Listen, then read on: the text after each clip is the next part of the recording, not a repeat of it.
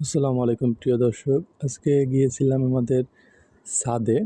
তো আপনাদের একটা জিনিস দেখাই, এখানে যেয়ে দেখি কিছু কাক ক্ষুধার্ত অবস্থায় আছে। তারা ছাদের বৃষ্টি হওয়া জমে থাকা পানি পান করতেছে। তাই চিন্তা করলাম আমার কাছে যেহেতু শুকনা খাবার বলতে মুড়ি আছে, দেখি খাই কিনা। সেগুলো নিয়ে যখন ছাদে দিলাম, একটা দুটো করে কাক আসা শুরু করলো। দেখেন কীভাবে ওরা আসতেছে। এই যে একটা আসলো, আরেকটা পাশে দাঁড়ায় আছে। সেটা আমার ভালোই লাগলো। তো ভাবলাম এখন থেকে প্রতিদিনই ওদেরকে কিছু কিছু খাবার দিব। ওরা প্রথমে একটু ভয় ভয় পাচ্ছিল আমাকে দেখে, কিন্তু তারপরেও আসতেছিল, একটা দুটা করে আসতেছিল। যখন একটা আসলো পরে আরেকটা আসছে, এভাবে করতে করতে বেশ কয়েকটা কাক আসলো, আপনারা দেখতে পাবেন। আর সাথে সাথে ওরা আমার সবচেয়ে বেশি কষ্ট হয়েছে যে ওরা ছাদে বৃষ্টিতে জমে থাকা যে পানিটাই পান করতেছিল। এবং ওদের জন্য আমি একটা পানির জেরিকেন আনছি, ইনশাল্লাহ আজকে বিকালেই দিয়ে দেবো, সেটাও আপনাদের সাথে এক সময় দেখাবো।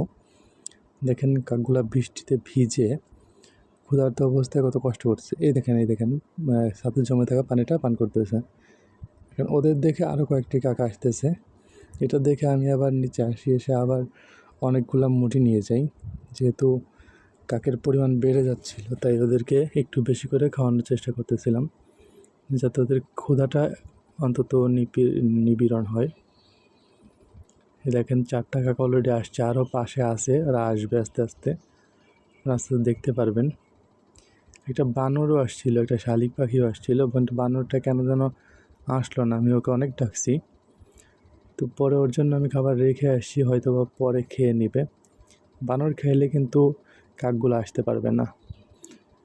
সাথে দেখেন প্রকৃতি অনেক সুন্দর, ওপরে মেঘ, চারপাশে পাহাড়, বন জঙ্গল, মাঝখানে বিল্ডিংয়ের ছাদের উপরে আমি কাকগুলোকে খাবার দিচ্ছিলাম। এই যে আমি আসলাম, ওরা আবার চলে গেছে, আবার এখনই চলে আসবে। আমি যাওয়ার সাথে সাথেই ওরা চলে আসবে।